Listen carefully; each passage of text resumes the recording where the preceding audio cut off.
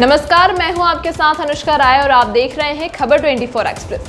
प्रधानमंत्री नरेंद्र मोदी और महाराष्ट्र के मुख्यमंत्री उद्धव ठाकरे की गर्मागर्मी के बाद नरमी वाली मुलाकात के बाद अब अलग मायने निकाले जा रहे हैं। बीजेपी के साथ गठबंधन तोड़कर कांग्रेस एनसीपी के साथ सरकार बनाने वाली शिवसेना का बीजेपी और मोदी के साथ 36 का आंकड़ा हो गया था।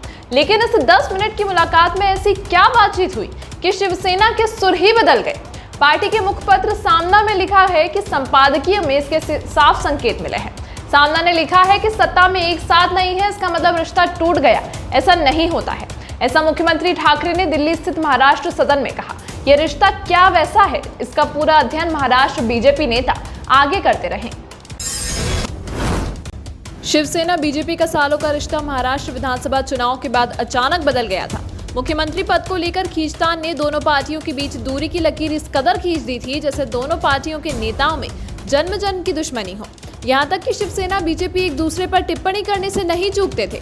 लेकिन पीएम मोदी और सीएम उद्धव ठाकरे की इस मुलाकात ने ऐसा कौन सा जादू कर दिया कि सामने का रुख ही बदल गया। सामना में मुलाकात के बाद लिखा गया कि राजनीतिक मतभेद होने का मतलब व्यक्तिगत रिश्ते कमजोर हो गए, ऐसा नहीं होता है। व्यक्तिगत रिश्ते नातों में सिर्फ सत्ता ही रिश्ते की डोर नहीं होती है।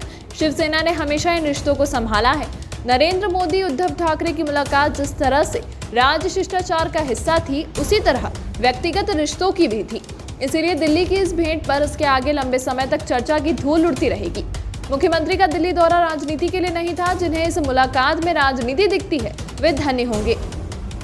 मुख्यमंत्री प्रधानमंत्री की मुलाकात से केंद्र से जुड़ी महाराष्ट्र की समस्याएं हल हो। सामना ने लिखा है कि मराठा आरक्षण पर सकारात्मक फैसला हो, यह कहने के लिए मुख्यमंत्री उद्धव ठाकरे मंगलवार को अचानक दिल्ली पहुंचे। अजीत पवार व अशोक चौहान को साथ ले गए। महाराष्ट्र के इन प्रमुख नेताओं व प्रधानमंत्री मोदी के बीच सवा घंटे तक सकारात्मक बैठक हुई। मतलब बैठक में दोनों पक्षों का मिजाज अच्छा ही था। वह मस्ती भरे माहौल में बैठक संपन्न हुई। सामना ने यह भी लिखा है कि बीजेपी के कुछ नेताओं ने ऐसी घोषणा कर दी है, इसीलिए इस प्रकरण की राजनीति गर्म हो गई है। सच्चाई यह है कि आरक्षण के संदर्भ में निर्णय लेने का अधिकार केंद्र को ही है, इसलिए आगे की लड़ाई दिल्ली में ही लड़नी होगी।